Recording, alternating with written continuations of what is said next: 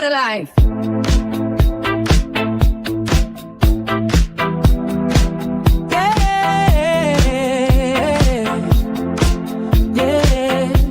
Let's make it real. This is a better life.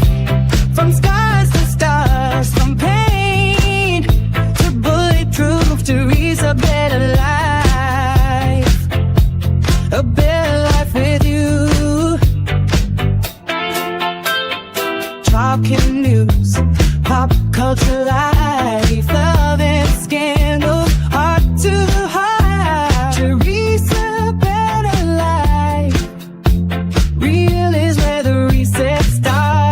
No playing small, we rise, we fall, we laugh, we do it all. A better life is one brave call. Teresa, better life. Let's build a better life. Let's build a better life.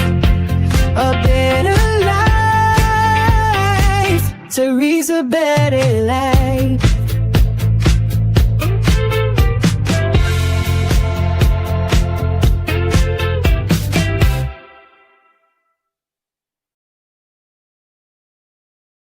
All right.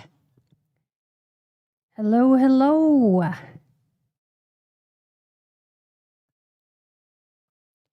We are live for the Candace Owens watch party. And she's scheduled to go live here in, let's see, how many minutes? At 4:30. So we have some social media updates. Tim Pool has lost it and kind of had a meltdown on social media. A little bit of a meltdown. So Tim Pool has a podcast, and as you probably know, he is hating Candace Owens right now. Absolutely hating Candace Owens. Let me put comments on here. So, okay, comments. Show comments on stage. And what if we, let's see, I want to update what this, I wonder if I can edit this while I go. What is, let me look at Candace Owens. What did she put in hers? So I wanted to play that clip for you. Starting at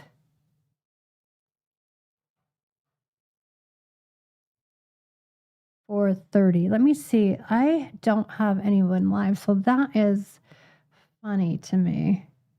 Wonder if everything's working. So Candace posted, well, in her description, after today, I do not know how this leads to anything other than a full confession from the government about their involvement in Charlie Kirk's assassination. So wild. Okay, so she's expecting that whatever news that she drops for us today to lead to an confession by the government about their involvement. So let me play this for you, though. So I have two videos. One is the Tim Pool meltdown on his social media. So let me go ahead and go like that. Hopefully you guys can hear me. If you have an issue with the audio, please do let me know. I think it's okay though. So my computer's been acting a little bit weird. My camera keeps turning off, so I'm hoping that we're going to do okay this time. Okay, so here we go. Here's Tim Pool on X having a complete meltdown. And if you thought he was having a meltdown before, it's worse. This is bad. Okay, so here, take a listen. Candace Owens is a fucking evil scumbag. She is a degenerate cunt. She is burning everything down, and she's gloating and smiling while she does it. And you know what you fucking told me? She has no security. She doesn't fucking deal with the shit we have to deal with. She's a piece of shit. She's making everyone else suffer. And all of these fucking conservatives out there that send me these fucking messages have no fucking balls to call her out. More and more people have started doing it. They send me these fucking messages. Good for you, Tim. Good for you, Tim. I wasn't the first person to do it. I'm not going to take credit for that. But don't fucking DM me like I did something for you as you cower, as you fucking cower, scared that she'll put you on her thumbnail and claim you benefited from Charlie Kirk's assassination, which he's doing to me right fucking now. Yeah, that was the... I'm fucking done with these people. She has security, just not on the level of you. Oh, yeah, the one fat guy you mentioned with no wall and no barrier in a suburban neighborhood with neighbors. She doesn't give two fucking shits. No one's out for her. She's lying about all of this. You told me you went to her house and she's got a 4-foot wall and one fat guy, and she doesn't give a shit about her security. Meanwhile, I get bullets fired at my fucking property, and I have to go live in the middle of nowhere. And I got fucking strangers coming up to my house in Maryland, breaking in. I got people showing up and beating up the residents who try to live there. How the fuck am I even supposed to sell this property? And you know, it's all lies. It's all hypocrisy. And it is for the purpose of making money. And she does not live the way other people live. And she claims she liked Charlie. She loved Charlie. And she is burning everything down that he built because she is evil. She is evil. And I'll say it again. This conservative movement is fractured. It's fried, whatever it is. Okay. Republicans are on track to lose the midterms. They were actually trending in the other direction until Charlie Kirk was murdered. Yeah. And this is the point, isn't it? The most effective political assassination in history. And thanks to the likes of the vile cunt Candace Owens, she has turned Turning Point into the perpetrators of the crime that was against them. I don't get paid by any of these people. I'm not on good terms necessarily with Turning Point USA. They didn't invite me to their stupid event. I don't want to go. I don't want to go. They invited me back after I started criticizing Candace. I'm not going to your event. I'm over all of this shit.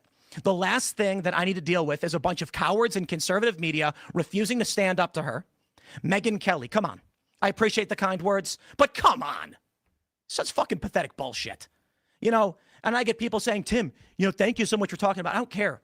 I'm not doing a favor for anybody. I'm not doing this to benefit anybody. Nobody's paying me. There's no fucking Russia. There's no fucking Israel. There's just me sticking my neck out and then risking dying for what? A bunch of cowards that don't want to stand up to protect themselves? People like fucking Candace Owens? I couldn't believe that she put you in the thumbnail What a fucking cunt.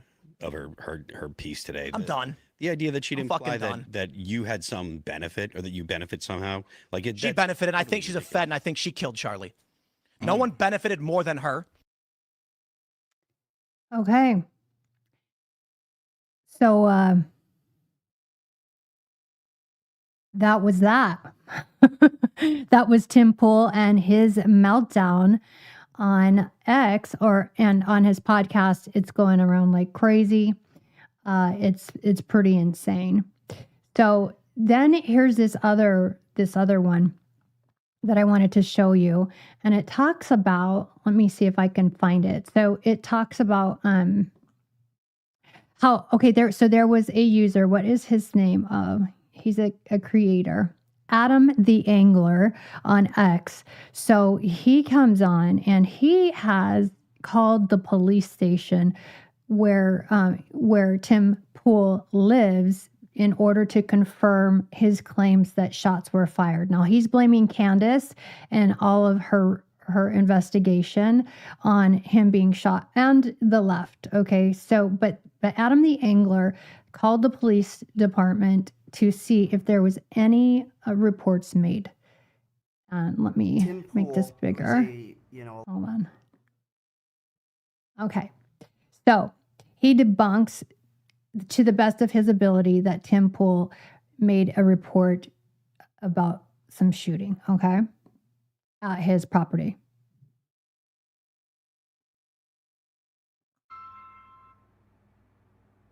Hello?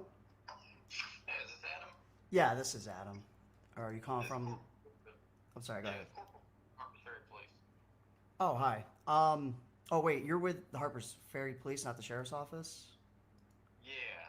Oh, okay. Well, maybe maybe you can answer my question. Did the dispatcher relay what I was asking about? Yeah, it's asking about, I guess, that somebody's house was shot up or something So on December 6th. yeah, so Tim Pool, who's a large influencer, he put out a post on X on December 6th, the morning of around 8 a.m., saying that there was an alleged shooting that took place at his property, and it was just really weird, and a lot of like half the audience thinks he's just trying to create. Okay, so I'm gonna stop right there. So this first part, he's calling this smaller metropolitan area of where he thinks Tim Pool's property is that he's saying was shot up. So he calls the smaller area, and the smaller department says we don't have any report of shots being fired anywhere. So then he calls the sheriff. So I'm gonna fast forward here. Guys. Yeah, the only issue I have is if you don't know the exact address, Mm-hmm. I can't tell you exactly if it has or hasn't happened because the only thing I can do is look in the town of Harpers Ferry, which is very, very small. Yeah. Harper's And I Ferry. looked back through our call logs. We've had no active shootings or anything in the town of Harpers Ferry, but Harpers Ferry is huge. Okay. So you're only going to get the incorporated part of Harpers Ferry talking to me. The sheriff's office covers all of the rest of Harpers Ferry.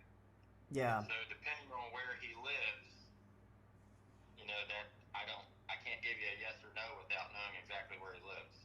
But I can tell you if he lived in the corporation. Can you tell me, have you even had any alleged shootings on the early morning of December 6th? We have not in the town of Harpers Ferry, but I can't speak for the sheriff's department. Okay. Talk to them. Okay. Hello? So now this is the sheriff's department. Yes, this is Deputy Hutchinson with Jefferson County Sheriff's Office. Yeah, hi. What can I help you with, sir? So my name is Adam. I go by Adam the Angler online. I run like a very small content creator, accounts on like X and YouTube and whatnot. Anyways, Tim Pool had put out a post on X on December 6th around 8 a.m. saying that there was a shooting that took place at his compound, I guess, his residence / business. Okay. I have a possible address but I'm not 100%. But I just wanted to call and just verify that he has contacted you guys, like he said, because something about this just doesn't add up to me. So yeah, I just wanted to see if he's being honest or not, basically. The only shooting I'm aware of is the murder we had up on the mountain last month. He covers a lot of like geopolitics and whatnot. Okay, so now at this point, he asks him to do a broader, like just put Tim Pool into the search and see if there was any reports made by him anywhere. And so I'm gonna skip forward a little bit. Okay. And so I believe he lives within your jurisdiction, as far as I can tell. So I just So like. there are no calls associated with him. And a report was taken. So I'm sorry. Say that again. You said a report was taken. I said I just ran his name in local. So if there had been if he had reported a shooting that we responded to in Jefferson County, it would have shown up in my system. And when I just ran his name, there's no calls associated with the shooting. Yeah, there's nothing for shootings or. And when I run his address, there's nothing coming up for it, or his name. Huh. Well, okay. I appreciate that. We'll see if he produces something more on this alleged shooting.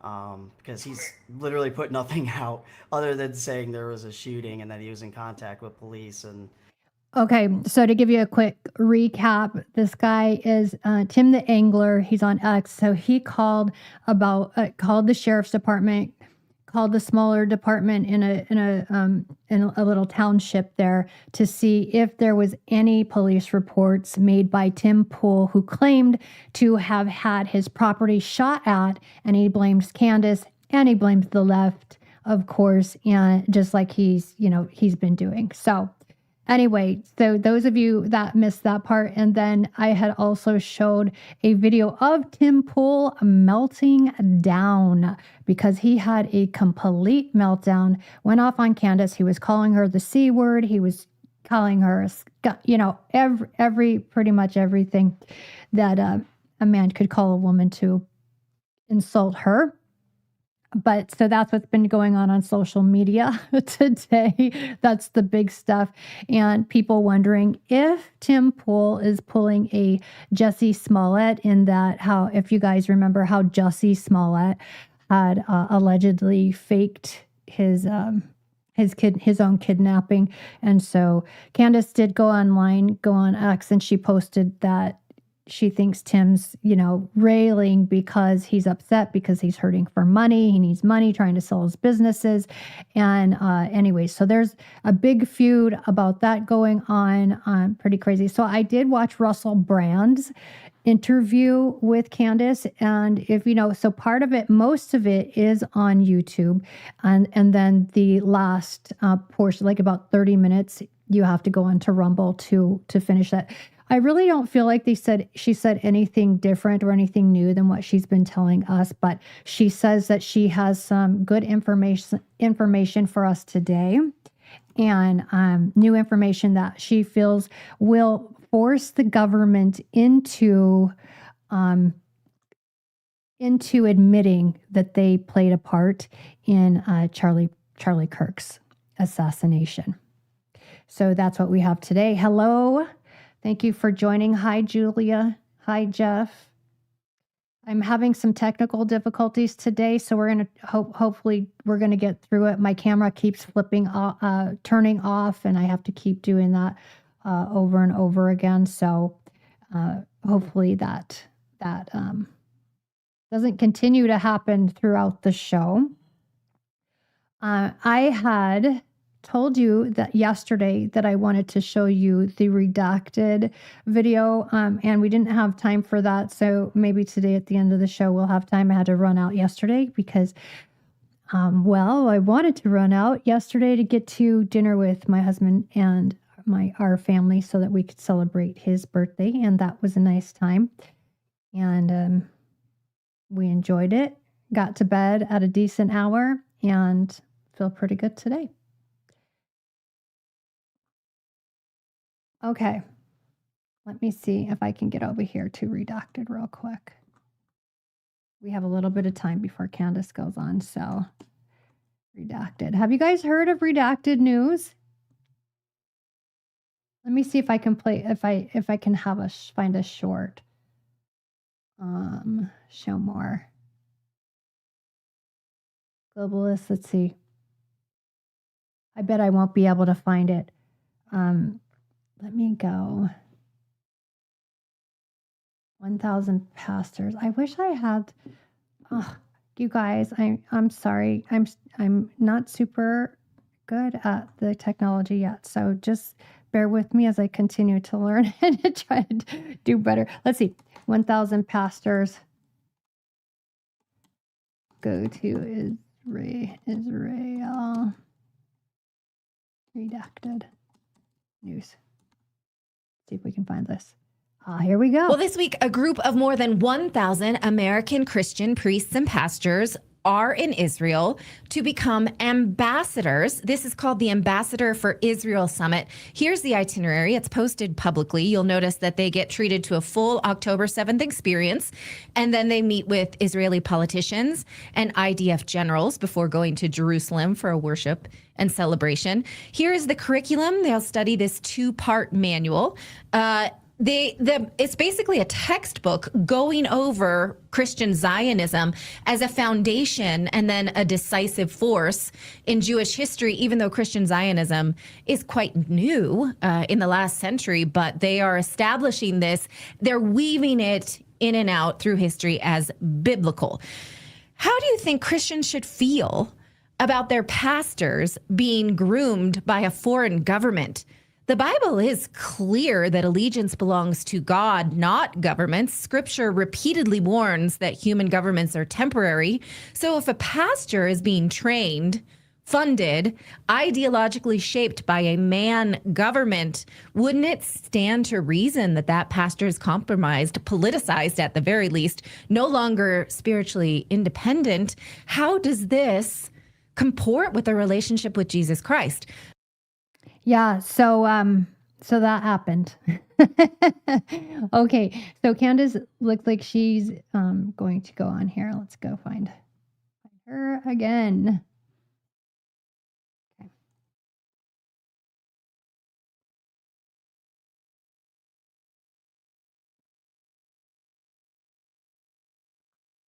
Okay.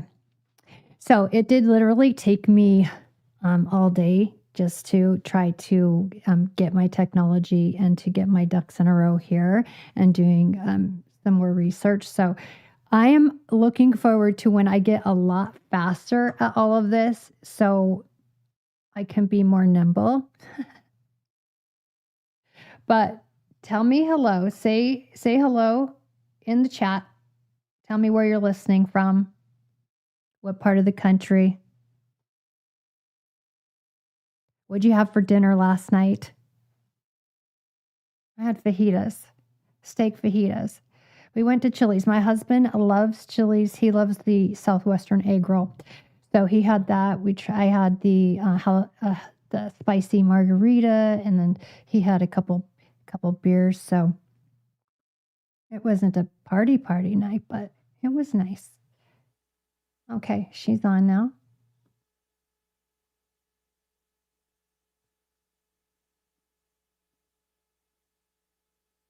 And let me know if there's any issues with the sound. I need to remember to take myself off of mute when I mute myself. And I often forget. So just holler at me and I'll try to pay attention.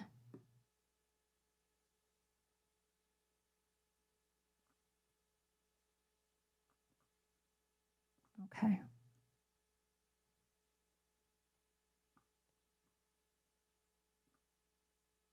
And did you guys see Tim Pool? Did you guys listen to him?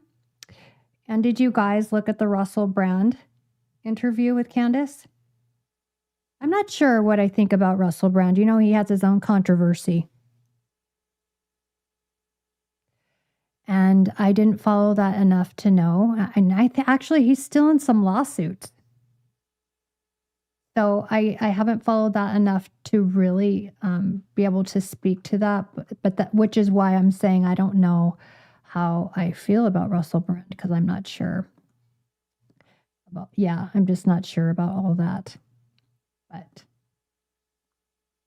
he has found Jesus.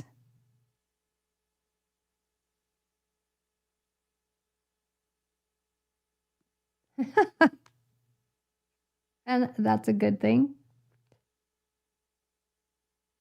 I was hoping to have some more information. I was hoping that Candace would, he'd ask her some different kind of questions. He's a little bit hard for me to follow because he asks like 10 questions in one statement, and then you kind of have to go back and answer all those questions or remember what it is he asked and what they're talking about.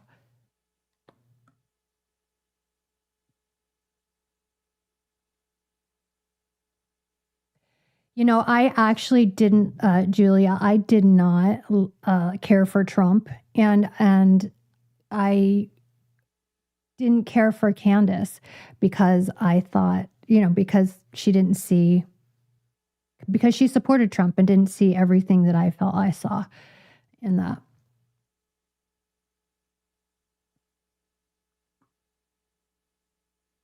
Okay, this says my camera just went out. All right, you guys, happy Tuesday. Where to begin? Well, in the final days leading up to Charlie Kirk's assassination, Charlie was pretty busy, right? He went on a first-time trip to Asia, quite a quick trip, at least a quick turnaround to go first to Korea for a couple of days and then off to Japan. And honestly, if I was a conspiracy theorist, and I kind of am one, I might think at this stage that the timing of that trip might have been intentional because something was going on back home they didn't want him to see. Well, what I'm about to tell you guys today is going to positively blow your mind. I just cannot see how this would lead to anything other than a full confession from the government about the military's involvement in his assassination, but I'm just going to deliver the facts and see where they land. Welcome back to Candace. I am just going to tell you guys exactly how everything came about, everything that I'm about to deliver to you. Yesterday was a holy day of obligation in the Catholic Church. It was the Feast of the Immaculate Conception. A day of obligation means that a day in which you are required to attend Mass outside of, obviously, typically Sundays. And so as soon as we concluded this podcast, I grabbed my jacket and I ran out the door, okay? And as I was sitting through Mass, deciding, I guess, what was on my mind to pray about, for whatever reason, I got on my knees, and I was not expecting this to come out, but I just focused my prayer on wanting something to be delivered to me, a piece of evidence that would help us put together the full picture of this assassination. Obviously, we all know that what we are being told is not true. We all know that nothing that we have been presented with makes any practical sense, but there are sort of smoking guns in this that are missing, right? It's one thing to point out all the lies, but we need to also have solid, concrete proof of something that took place that was out of the ordinary in the days leading up, maybe, I don't know, a planning session. Well, I got back home after this very intentional prayer and did my routine, had a very late dinner, went up and said goodnight to the kids, got myself ready for bed, sat in bed, and I thought, you know what, I'm just going to open the tips box. And I kid you not when I say that it was the very first email that I saw, the very first email that I opened up. And it really didn't have any details. It was a young woman, and she said, "You really should call my friend. It is absolutely urgent, and he has information that you need to hear." Goosebumps. And don't tell me why. I don't know what came over me, but maybe it was this intentional prayer. I said, I'm just going to call him right now. 5 minutes, not even 5 minutes after this email hit my inbox, I was calling this person, and I had no idea what it was going to lead to, whether it was going to be a totally insane person or whether or not it was going to be a very swiftly answered prayer. The person that I spoke with, his name is or was Harry, and he told me a story which What does I she have mean since was? fact checked various elements, the elements that I could fact checked, and it's legit. This is a legit story that I'm about to share with you, and I want to say before I relay it that the descriptions of the people are based off of his own memory, but the facts pertaining to where he was, whether he was where he says he was, for the reasons that he says that he was there, he is being honest. Okay, I can tell you that he is being 100% honest, and you are free to look further into this. I am certain he is going to probably be doing a lot of interviews in the near future. I can also factually state that there was an incident report, so this was recorded, and what transpired on September 8th that caught him by surprise was something that he thought was a part of a broader military conspiracy against him. He could not fully comprehend why what was happening. Okay, so let's start actually 35 years ago, because you need to know who this man is. In 1990, this young man named Harry Myers discovered something that would shape the next 3 decades of his life. Okay, he was at the bottom of the military chain. He was just 20 years old, and he was put on what was actually a brand new command, the first ever Joint Task Force 6. And this new command was being created down at the border by President George H.W. Bush, and it was presented to the American public as, look, a war on drugs with the help of Colin Powell. And it should be noted that this took place, just to kind of get you back into what was going on at the beginning of the 1990s. This took place just after the Iran-Contra affair, right? The Iran-Contra affair was from, I think, 1981 to 1986, happened under Reagan. And for those of you who are not read into massive CIA scandals, this was the scandal when the American public got to learn that our CIA was actually trafficking drugs and weapons throughout South America. A scandal which, if you guys have followed our Epstein series, we now know that he was also involved in the Iran-Contra scandal. It essentially shook the foundation of Reagan's White House. And during that time, during Reagan's tenure, George H.W. Bush was the vice president, okay, throughout this scandal. So when George H.W. Bush then decided that he was going to run as a president of the United States, and he did run, and he ran in 1988, just a couple of years following that affair, he had to really hit hard on drugs at the border, and declare that this White House was going to do all that it could to stop these drugs from flooding into America. Take a listen to him saying what they were going to be cracking down on. This is crack cocaine, seized a few days ago by drug enforcement agents in a park just across the street from the White House. It could easily have been heroin or PC. Or Biden's bag. It's as innocent looking as candy, but it's turning our cities into battle zones, and it's murdering our children. Let there be no mistake. This stuff is poison. Hunter Biden. So you hear the directive from the then president, H.W. Now, our protagonist in the story is Harry, right? He's 20 years old, and he's at the bottom of the military totem pole, and he gets attached to this new command, this new Southern Command. Previously, there had never been that joint task force, and specifically, he was a part of an operation that came to be known as Operation Catacomb. He describes himself, and I'm going to put this in quotations, as a lowly military censor guy assigned to this Joint Task Operation 6, and they were to cover half of Arizona and Mexico. And I'm going to read this next portion of his story directly from him, okay? And I quote, "In just 6 days, I planted sensors, translated data, and skipped the chain of command and gave proof of the existence and pinpointed the location of the first ever discovered Sinaloa cartel underground rail tunnel. By passing directly through to lower Border Patrol agents, I skipped command and directly, a Border Patrol agent was able to skip his command and directly sought a warrant to raid the tunnel, which avoided tipping off any compromised commanders that were working with the cartel. Thus, why it resulted in such a big bust. Most importantly, it did not give time to remove photos that were on the walls on the Mexican side.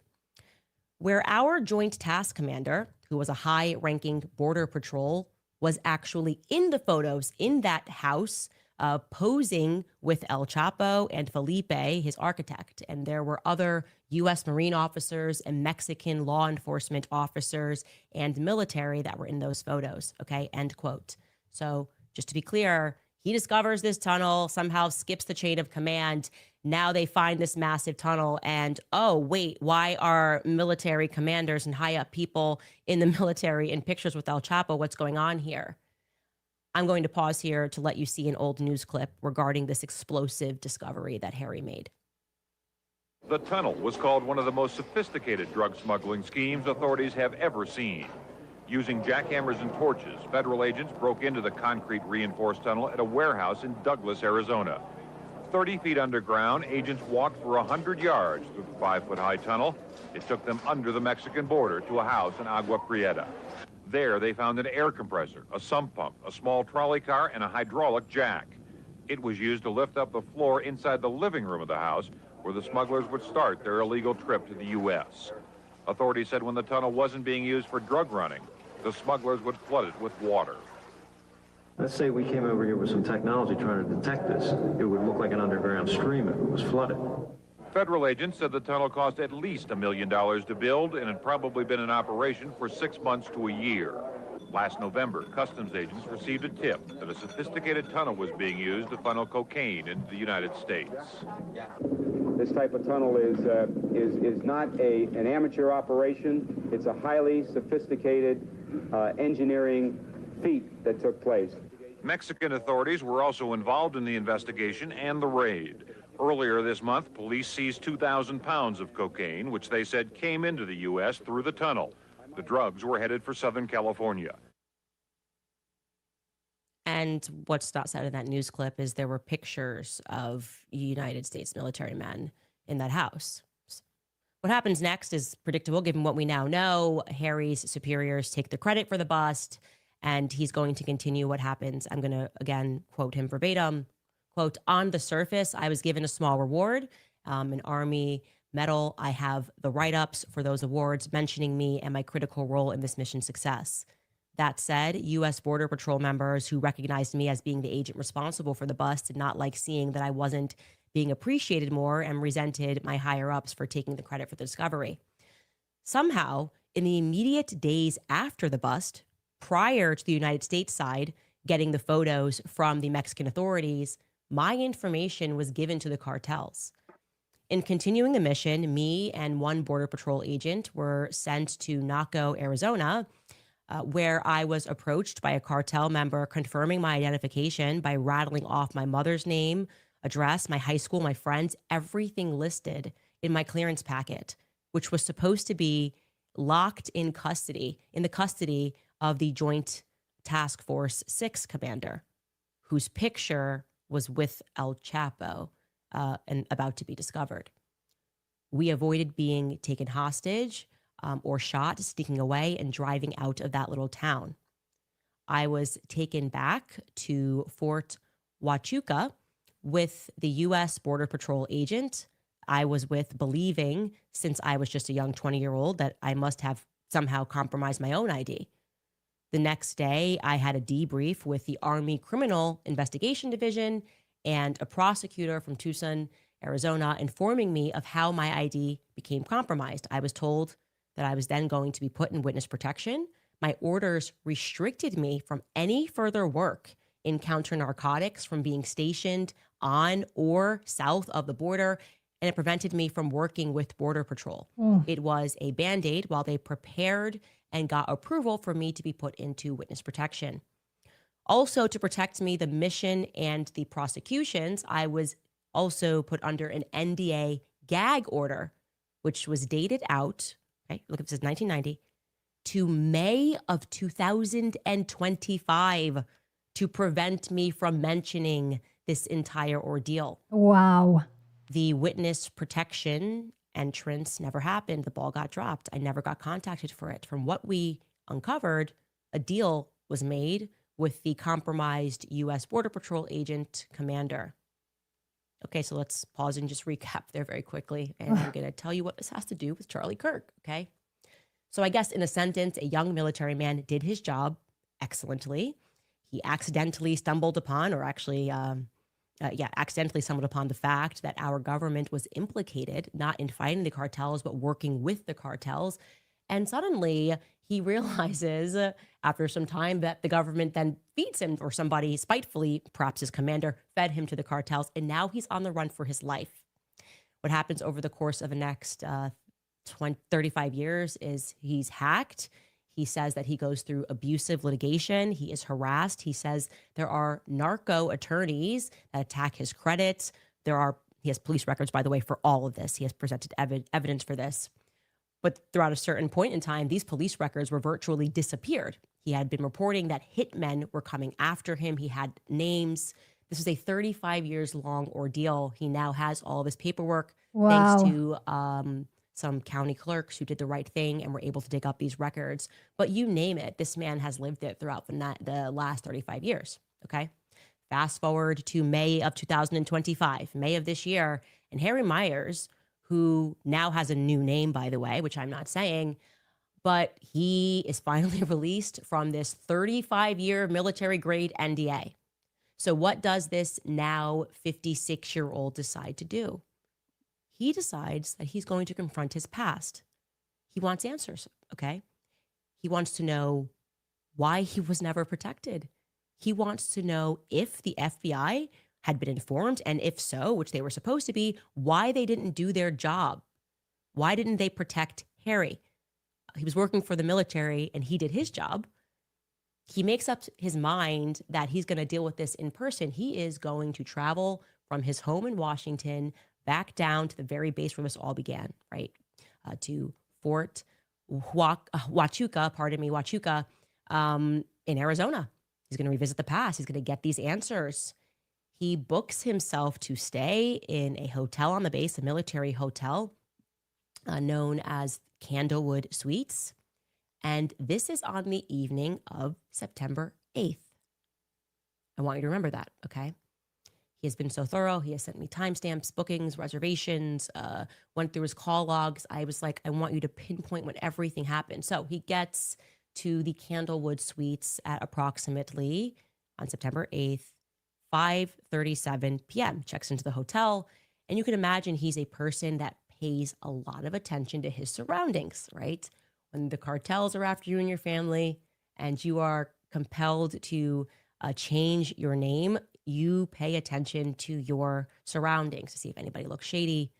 What he notices is somebody who is special forces in the lobby. He said, you just know when you're dealing with a special forces guy. And he is in the lobby, and a young woman, comes down thereafter. That young woman, who at the time he did not recognize, is with him. They kind of fluff around in the lobby while he's checking in. He's on the phone with his wife. And thereafter, the two of them get into a green pickup truck and they drive off. Okay. The next morning, now we're September 9th, he wakes up at around 5:30 a.m. in the morning because he wants to see the sunrise. He says that he then fails at finding the Army Criminal Investigations Department. So he drives off base, just a little ways off base, to get some coffee in Sierra Vista. While getting that coffee, he runs into some soldiers. Again, this is just all God at this point, who happen to be wearing 10th Mountain Division patches. And he's like, that's my old unit. What's going on here? Like that, he thinks his unit's gone. Nothing's going on with this unit for a long time. That it's been torn apart, or I don't know what the military expression is for that. He strikes up a conversation with these young guys, and they tell him, "Oh no, the old Joint Task Force 6 is now being continued, and it's known as JTF, Joint Task Force Southern Border." Now, for those of you who are like me who don't know, like literally what it sounds like, Joint Task Force, meaning like you can get the Army, Navy, everybody kind of working together on something. And they're like, yeah, it's now JTF Southern Border. And they give him directions of how he can actually get to the new command center. They tell them that they're actually currently borrowing a building down there. And he tells me that there would have been no other way he would have discovered where it was. So his intention was to go to Army CID. Now he's like, wow, I can go directly to the actual JTF 6, which is now being continued, and get some answers. What luck. It is now around 7:37 a.m. when he enters the new or temporary JTF headquarters. And he sees two guys, and he's pretty impressed. He's like, whoa, these are, again, military term, E4, E5s. He told me that means that they're lieutenant colonels, and they are the ones that are checking him in. He happens to walk in at the exact time that they are concluding a meeting, and he is kind of even more impressed because he sees about 12 lieutenant colonels. He tells me, you do not see that many people, that many E4s, E5s, E6s. Please, military guys, forgive me for me not knowing what the proper vernacular. But he just goes, well, what's going on? He's like, you don't see this unless you're at the Pentagon or you're at the White House. You just don't see this many high up the food chain lieutenant colonels. He's going, man, this is a pretty important meeting. And then he sees 3 men walk out, one of which is the person he identifies as the person that's the center of the action, right? He said you could just tell this is the most important person. And he has gray hair. He's got glasses. I believe he said that he's about 5'10". And at this point, he sees that the person that is with him, and he said, certain that the person that is with him is Brian Harpole. Yeah. Okay. Oh, it's about to get even more interesting. So, and again, I'm going to say allegedly because I wasn't there, but Okay, Brian Harpole is the one who was saying that he wasn't allowed to have drones and that there were no drones during an interview, but Candace found in the internet, all of the sleuths found there were actually drones. He lied. So that's a big deal. I have spoken to this guy and I very much trust what he is saying. I think he is very credible. Okay. So he sees Brian Harpole come out, this older guy, and he has, what then happens is first the guys that are checking him in are friendly. He explains to them, yeah, this is what happened to me. I just want to speak to somebody. They're like, yeah, let me help you. Then all of a sudden after Brian, who he believes to be Brian Harpole, who he's not obviously recognized at that time, he would not have known that was Brian Harpole, but he remembers him, obviously, because then the biggest political assassination since JFK happens. Suddenly, somebody hits the panic button. And 2 captains come out and they escort him out of the building and they begin what becomes a 7-hour interrogation. Okay. They think he's a spy. How did you rumble this meeting? How did you know this meeting was taking place? He's being asked a bunch of questions. They're putting pressure on him. They're gaslighting him. I actually want to, if you give me a second, I want to read exactly what he messaged me about what took place. Oh my gosh. It's just, it's incredible. It's actually just incredible how he describes what their strategy here of attempting to gaslight him into believing that he was a spy or that he was working for somebody. And he's like, no, I'm just here over an incident that happened 35 years ago. I'm trying to get answers regarding it. And they're putting pressure on him. I'm going to write this for Oh, you guys. He says he's being interrogated. He is, quote, being accused of being a bomb threat because I was special forces in the military, EOD in the military. They then attempted to try to gaslight me to see if they could angle an accusation of me being a threat to others or myself. When all of that fell flat, they then conferenced with base commander after I assumed they verified that I was not there to spy on that particular meeting. They decided it was okay to send me off post. That's when I drove to Tucson. I got a room. The next morning, I turned in my rental car. I got on a plane back home, and I had to stop in Salt Lake. Yeah, I would too. Upon landing and turning on the phone, my wife is telling me about Charlie Kirk. And again, this was just a coincidence. I happened to be in the airport at the time that you are talking about all of those strange flights that were taking place there. I did not notice anything helpful, other than the fact that the airport was not very crowded. So after 7 hours, he explains to me that they were going to, they debated holding him for 48 hours for this perceived, perhaps maybe bomb threat spy thing that's happening. And he's thinking, can you imagine this? They're paranoid, but he's paranoid and thinking, oh my gosh, this is more like Sinaloa cartel stuff. And I'm being treated like this because I've wanted to speak out about this story for 35 years. Both of them are wrong. Okay. Both of them are wrong. This really is just a coincidence. And adding to this coincidence is the fact and that he got the commander's name that obviously that questioned him for this long. He says this was the guy that was in charge, the commander. And he said he was approximately 36 years old. He had brown hair, the one I'm talking about that was leading the charge on asking him all the questions and interrogating him, and that his name was Captain Neff. I'm going. Captain Neff.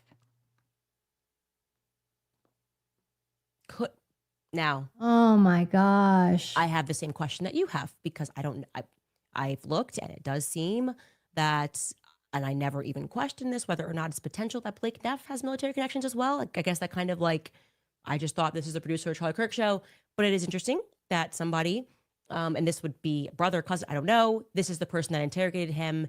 And eventually he says was a person that had a heart and realized that he was not a part of any spy network, and eventually escorted him off of the base and onto his way. That's a lot of coincidence for me. Now he says to me, he communicated this to me very clearly. He said, Candace, I know how these meetings work. These are the meetings that are had ahead of an operation. Like when an operation is being confirmed, you have these final meetings and they involve all of the higher ups, and you are trying to do this in a very isolated location where, you know, people are not going to accidentally happen upon you because they've got something to say about what happened 35 years ago. And that is what he happened upon. And I don't know what to make of this information other than he feels that he then recognized these people. He feels certain that he recognized these people in the days following Charlie Kirk's assassination, when a bunch of people are doing Fox News. And obviously then we've got a massive event at a stadium and everybody is in front of the camera eulogizing him. He feels confident that he recognizes these people and that needs to be shared. He's willing to tell a story. Like I said, I have verified. He has sent me so many documents, everything from his like high school graduation certificate to his military documents, to the police records, to everything that he's speaking about that happened back then, NDAs, judges, things that he's been in court with fighting just to get out his story of what happened 35 years ago when he did the right thing, when he stumbled upon. And boy, does he have some luck. Boy, does he have some luck that he goes from one government conspiracy to what he now believes he stumbled upon, which would be another government conspiracy. Okay. He said that this commander, Neff, by the way, was the commander of force protection. Best he could tell, he did not get the first name. He did get an incident number, which I should have had prepared for you, but I can find it here in our chat. You guys, this is so big. He said there would have been no record for this if they didn't swarm me as if there was a bomb threat, because now, of course, there is an actual incident report, and he believes that this can be FOIA requested. And that report number, if you will bear with me, I'm going to read that to you all because I think this is going to take really the whole world to investigate. Yeah. It is 8611-2025-MPC 446. So that is the report number that was given to him by this Captain Commander Neff.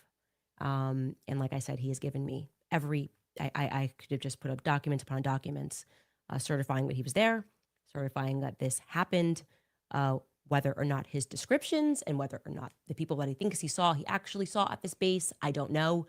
What I will say is that something that I could easily have done was to see whether or not, I asked him, you know, did you see Dan Flood? No. Well, that checks out because Dan Flood was with Charlie in Korea.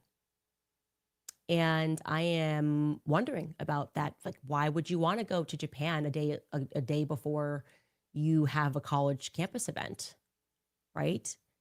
You have Charlie on the 5th and on the 6th of September. He is in Korea doing an event. And then on the 7th, he's in Japan and he is on CNN News Japan speaking.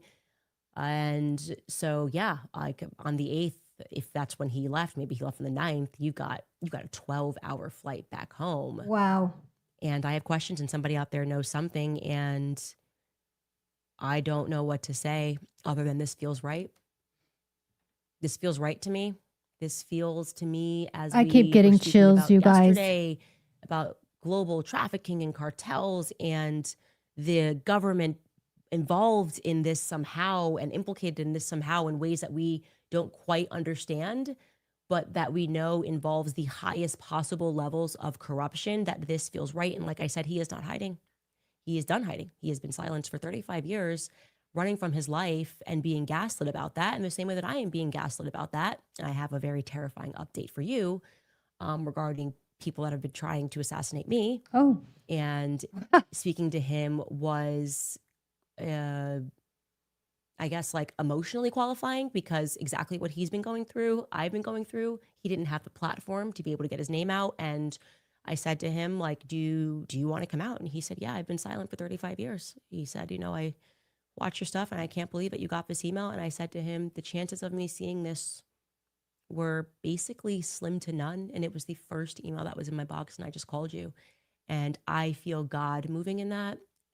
And despite the, I mean, just the utterly demonic and satanic action and the level of collusion that had to take place for 9/10 to happen, I do also know, as I have always known spiritually, that they wouldn't get away with it. And I think Charlie, whatever vision he had, in which he knew his life would be short, and which he knew that I would not let this go, because I somehow feel tied to it. And we're seeing more and more every day that somehow I am tied to this. I think that this is God operating. I really do. I think, bless this man. Thank you so much for your service to this country. I know that he said he would love to meet Ian Carroll, and I guess he's watching his stuff, and I will obviously make that happen and much more in the coming days. I don't expect the feds to reach out. I don't expect them to be interested in this angle or this potential meeting that I think they probably already knew about. I do hope, though, that somebody else saw something, and somebody knows the quickest way to FOIA request that stuff. Somebody knows how to get behind this so we can get information. I've given you the dates. I've given you the times. He has given so much more. And I know, I just thank God that I saw that email. We're going to pause there. And if you guys know anything, obviously email us at moretips@CandaceOwens.com. And we'll get through some sponsors that we are grateful for. All right, you guys. Wow, you guys. Okay. So just to catch you up real quick. So Harry has come forward. He was in witness protection for 35 years. He's come forward. His NDA, whatever, he had to agree to not talk about until, I think she said, May of 2025. So Harry's been sitting in this information. He was supposed to go to witness protection. They didn't follow through on their bargain. They worked with the government. He worked with the government for a long time, and really got screwed over by our government, like they do so many people. So he happened to be around where there were some very important meetings happening in September, I believe she said it was, when Charlie was sent to Korea just a few days, not long before he had to go to Utah for that big event, which is highly unusual, Candace said. And she said, as she said, everything surrounding this event has been so highly suspect and highly unusual for the way TP USA, Turning Point USA, their normal operating procedures. She's kept saying, this isn't normal, this isn't normal. And so Harry had run into big people who he knows that these types of meetings don't happen unless there's something big going down. So they saw him. He was there to have a meeting of his own about his deal, and they took him and interrogated him and tried to gaslight him for 7 hours. They contemplated holding him for 48 hours when he was just there to have a meeting about whatever it is, about coming, out of witness protection, being able to talk about what he went through.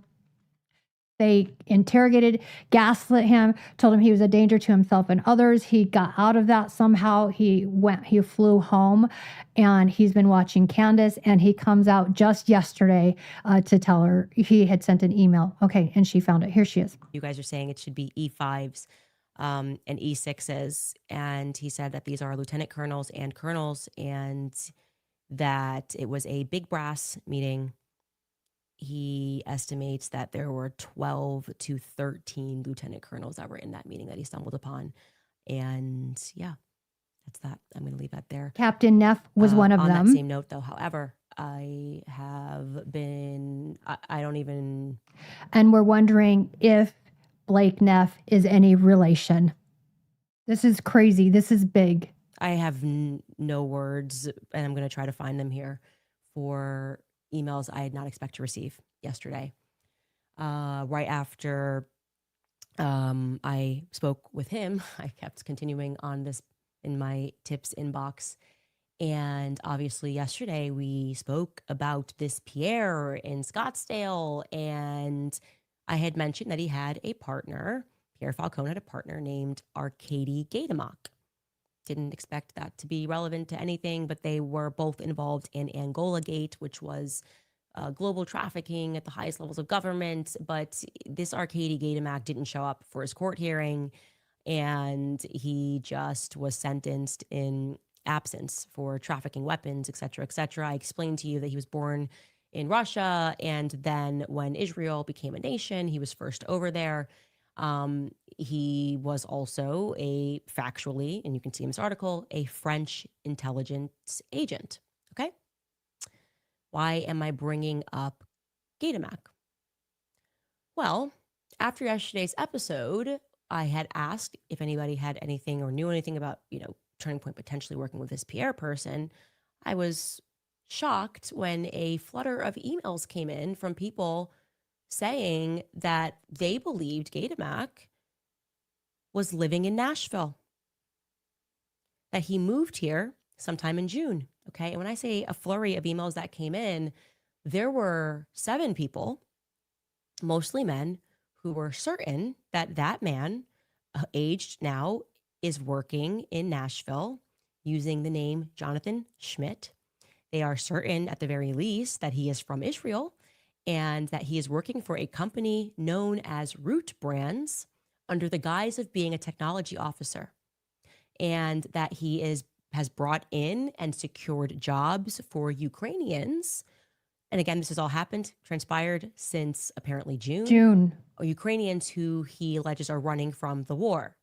They say he was brought in by a businessman in town named Clay Thomas, and that one of the Ukrainians that is working with him, his name is Alex Smirnov. Now, I don't know what to say other than I am positively terrified. I don't know who to contact, considering the feds. I've been telling them that there's an assassination attempt in coordination. I have said Israel, I have said France, and now I have dealt with, I have these emails, more credible information.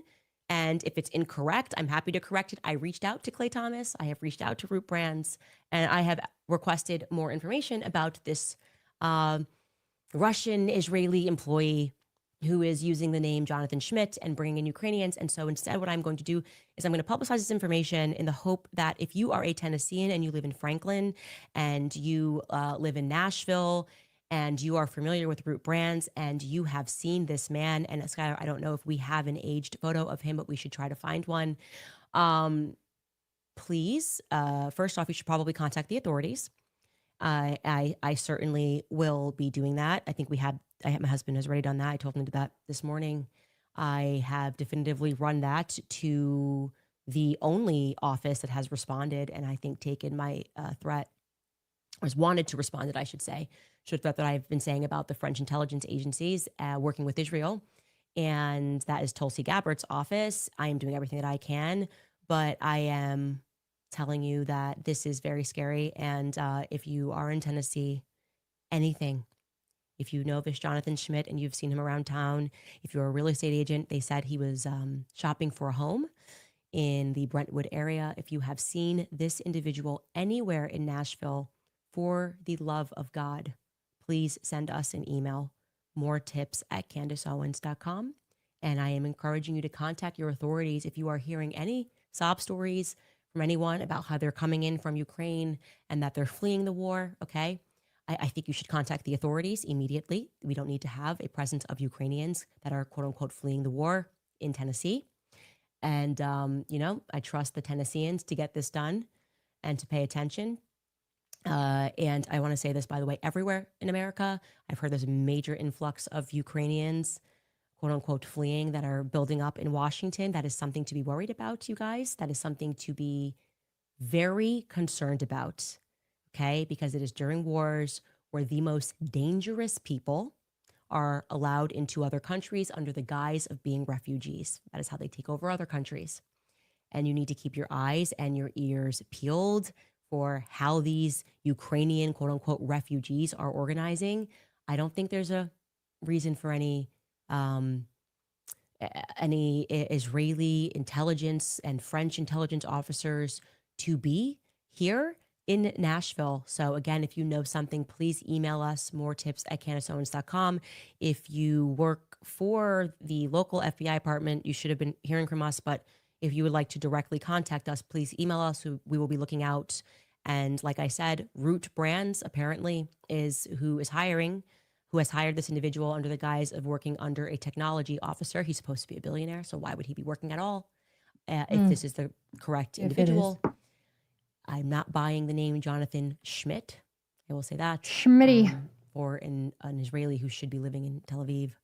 And I do not believe he's legally allowed to be in this country. So at the very least, perhaps also if you're watching this and you are an ICE agent or a Border Patrol agent, please get involved. I will have more for you hopefully in the coming days. But this is very scary, very scary. And I was always telling the truth about the coordination of an assassination attempt, which involved Israel and French intelligence agencies. Now, on that note, I am obviously taking a lot of personal risk to get out the truth to you guys pertaining to what is happening to Charlie Kirk. One of the easiest things in the world is to be a critic of Candace Owens and a part of the people who do not have the courage to prod this federal narrative. Among those, of course, being Tim Pool, who has now dedicated hours and now is trying to signal to the public that I don't have security, which is untrue, but he is trying to get me harmed. I don't know what I've ever done. I played that video for you guys when I first came on. That at all. I'll show you again. But Tim Pool has had some very choice words for me, which were trending last night on X. And I would like to share that to you because he thinks it's an act of bravery. She's going to share it. To attack me in this moment. So take a listen to Tim Pool. Candace Owens is a fucking evil scumbag. She is a degenerate. She is burning everything down, and she's gloating and smiling while she does it. And you know what you told me? She has no security. She doesn't deal with the shit we have to deal with. She's a piece of shit. She's making everyone else suffer. And all of these conservatives out there that send me these messages have no balls to call her out. More and more people have started doing it. They send me these messages. Good for you, Tim. Good for you, Tim. I wasn't the first person to do it. I'm not going to take credit for that. But don't DM me like I did something for you as you cower, as you cower, scared that she'll put you on her thumbnail and claim you benefited from Charlie Kirk's assassination, which he's doing to me right now.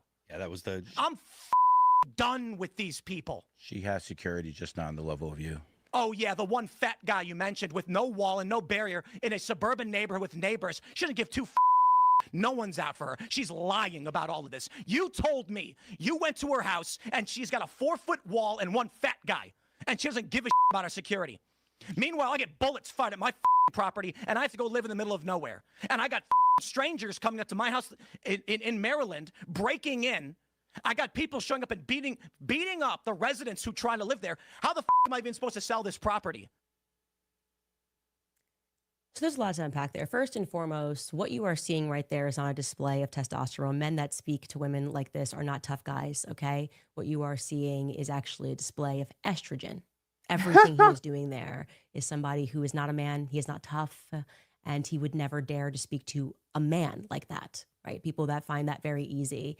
Secondly, Tim Pool doesn't even have the intellect to understand that we put him in the thumbnail because he accused me in a full episode with Milo Yiannopoulos, which we showed and contextualized, of being someone who benefited from Charlie Kirk's assassination. So he thinks he's being accused. No, you accused me of that in like a actually, I think it was 2-hour episode with Milo Yiannopoulos, in which Milo defended me and explained that I am not to blame for the lame excuses that the feds have given us regarding Charlie Kirk's assassination. And that if we do need to have some spiritual searching in terms of what the Republican Party has become, that the time for that is now. Okay. So this little, and I really like, he's a small person for this, a very small person who is also theatrical, Timothy Smollett, who pretends every year like people are trying to kill him. He's a chronic fence sitter, okay? Pretending like he is braving the wilderness for being what? The 110,000th person who's making a video about Candace Owens. She's referring to Jussie in the wake Smollett. of Charlie Kirk's assassination. He thinks he's pioneering that. Are you out of your mind? It's only the safest thing you can do. What's next? Is he going to make a video and call Kanye West anti-Semitic? Like that's what he's pioneering right now. Oh my gosh, so original. Like, is he going to call Donald Trump evil in 2016? This is the storm that he's braving, is jumping on the side of what everyone else is doing. He is a fundamentally weak man for what he did there. He should apologize. He won't. I don't care what happens to his platform. He's now essentially trying out because he's under financial pressure. He's trying out for a Zionist to pay him, and they will. Okay, they will cut him a check, and I hope it happens for you, Tim. I hope it makes you happy. But to do that to someone who has never done anything to you other than disagree with you about the Charlie Kirk narrative, I have not focused my content on you, and anytime your name has come up, it has been because you have explicitly been attacking me. You are a coward. You are less than a man. Okay? You are behaving, your type right there is like a person who's having financial issues and yet decides to go out and put 100K on a poker game. And when he loses and is a further 100K in the hole, comes back home and beats his wife and kids and thinks he's a tough guy. That's how you're acting right now. I'm not your wife. I'm not your kids. Get your affairs in order and stop blaming me, because I'm actually traversing down the path that hasn't been traveled by standing up and saying that something corrupt happened and Charlie Kirk was assassinated. And I don't care about your midterms. Okay. I don't care about your next year midterms and whether or not the Republican Party is united. Okay. Because I don't want to stand next to people that would cover up Charlie Kirk's assassination. I hope that I have made my point perfectly clear. We'll be back after a message from some of our sponsors. Good for her. All right, you guys, it is Good. getting cold outside. Yeah. December is here. The weather is. That was way out of line. Way out of line and disproportionate to what's happened. And he's letting himself get really excited. So are these pastors. So if I don't know how much you guys are online on X, it's on Facebook, on not so much. I haven't seen it so much on Instagram, but a ton on X, these pastors coming out. But you guys, a quick recap there. So she's saying, I'm going to have to back. I didn't write a note. I was enthralled with what she was saying, but the roots, whatever roots in Nashville, she's asking for help. Actually, while she was talking, I got, and I messaged somebody that I know is in Nashville, and I'm hoping Dave Neal, he is somebody who, he's a creator and he lives in Nashville. I'm hoping he might be able to help out. I messaged him. He said he'll check it out and see. So that's, I think after this, I'll clip that picture of the guy that she said has been working and bringing in Ukrainian people, workers at this company. So this is big stuff, you guys. You got to go back and watch it. I recapped it about 10, 15, 20 minutes ago. But there is somebody who is under witness protection for the past 35 years who's coming out. He's reached out to her. He is telling her about some special ops and this new, this task force, Joint Task Force 6 that he was involved with. He was supposed to go into witness protection. He couldn't talk about it for a long time. He just happened to be in the right place at the right time where a meeting was going down in September when Charlie was out of country, which is unusual for him to go out of country right before a big event. And so it looks like things are happening the way she said and the way she suspects that there was a big government operation. So you got to go back if you didn't. I know a couple people hopped on now, so go back and watch this. This is probably the biggest episode so far that we've had. CandaceOwens.com, and you can buy some merch. You can also sign up for our book club. You can gift somebody with a subscription to our book club. I typically don't buy merch, and I especially don't buy merch with people's faces and names on it. But I'm really thinking about getting a sweatshirt. It's a laugh out loud funny book without trying to be funny. It's just kind of recapping all of the things that we have done in the quote unquote feminist movement. And yeah, I hope you guys enjoy that. Signed copies of that are only available on CandaceOwens.com, by the way. And we have some new merch. I think we just went over that briefly on the website. Lastly, we'll get into some of your comments. And we need help with the FOIA request for anybody. If you can know anybody or can pass this along, we need help with the FOIA request with this report number. Wish to consume it, right? That's not what you want to consume, a Fed slop narrative. The comments from today's episode, I don't know my phone, my computer's, okay, never mind. It was kind of freezing, but now it's not. Alyssa writes, Candace, you are teaching the world a new form of investigative journalism that it has never seen. You are impacting history in front of our eyes. The power of the collective is unstoppable, and you prove that daily. Sending prayers and love from Montana. I hope that is the reality, because I'm telling you, I trust Tennesseans more than I trust the feds right now. And I'm trusting Tennessean men now to keep their eyes and their ears peeled. And I hope that I can be in safe hands that way, because Kash Patel is just not interested. And it is a struggle for me to believe that they didn't know about this French angle in the Charlie Kirk assassination. They did know. Allison Berry writes, no matter the lies or anyone's business saying about you investigating what happened, I want you to know that we, the people, are riding with you all the way through. We know this corruption is multinational. Thank you for what you do. Yes, and I would like to encourage you guys to also get behind the people who are brave, are equally as brave, right? Ryan Matta has been amazing on X. Melissa, I always tell you about Melissa. Mel is Village Crazy Lady. She does really great work. And I keep wrongly branding her. I'm laughing as a Catholic. A couple weeks ago, she's like, I'm not Catholic. I'm like, I am so sorry. I don't know why I thought she was Catholic. I made that up.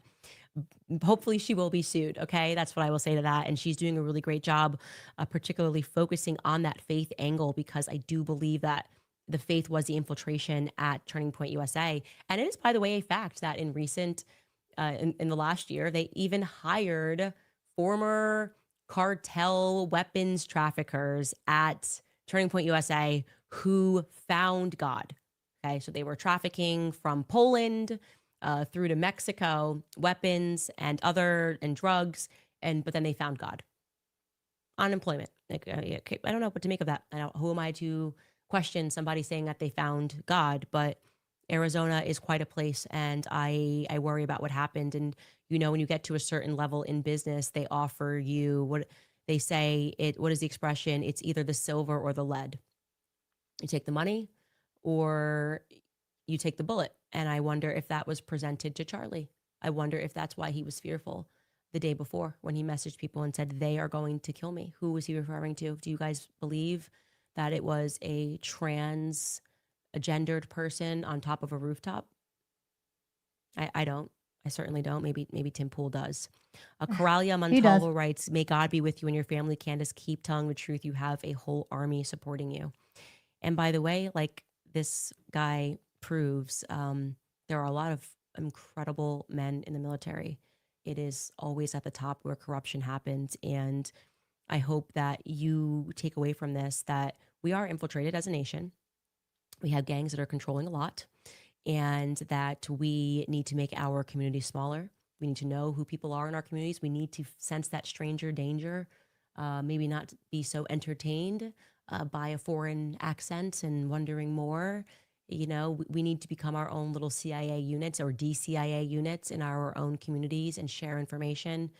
And yeah, I hope that's what we are pioneering here, because we certainly cannot trust the government to take care of us if they didn't take care of Charlie Kirk. And maybe that's it. Maybe people are terrified. Maybe that's what they've known all along, is that the cartels could have been involved in this. And yeah, that might be it.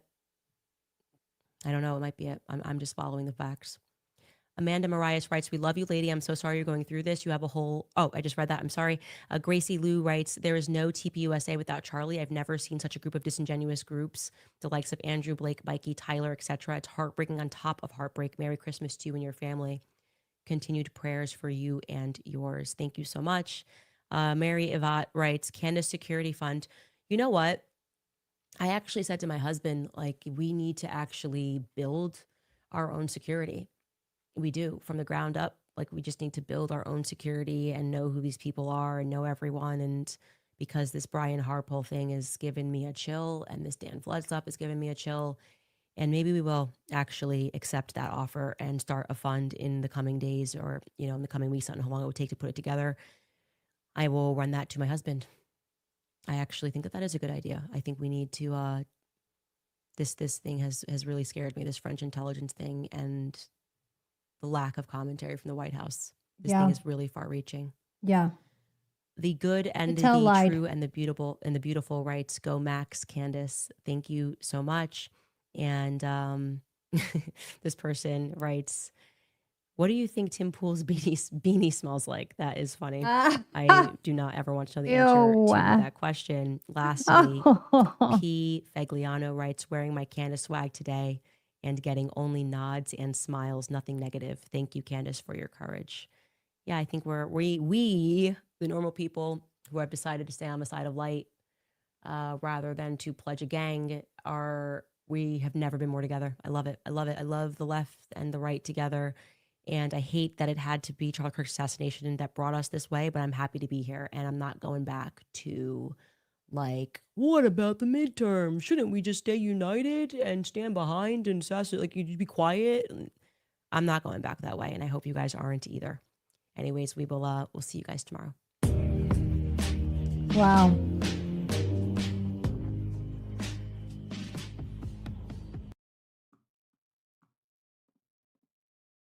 Wow. Okay. So I don't know who was here for all of it. We had a lot less people today. So I'm not sure if I did something wrong or if that is just one of those days, but go back and watch the whole thing. And to recap, Harry, somebody from the military who was involved in the witness protection and all of that for 35 years, and now is able to talk about some things. Got a hold of Candace last night. Literally after she had gone to church, she stopped in, looked at an email, and it was this information and it's crazy. This was probably one of the biggest, aside from when she first came out and said something's wrong and somebody killed Charlie, somebody assassinated him, and it was a coordinated effort. We don't believe Kash Patel. Kash Patel, we don't believe you. You went on to Meghan and you lied. Flat out lied. So she mentioned Ryan Mata. So I want to show you, actually. Let me go to x.com. If you're on X, I'll find him for you because he's pretty cool. I like Ryan. And he's done some documentaries. And I'll go ahead and go. Okay, add to stage. Okay, Ryan Mata. He's on X. He's on Instagram. He's got some documentaries on YouTube. He's just made another documentary about child trafficking. They're good. He's a good guy. And this is really good. Check this out. It's to have their child taken.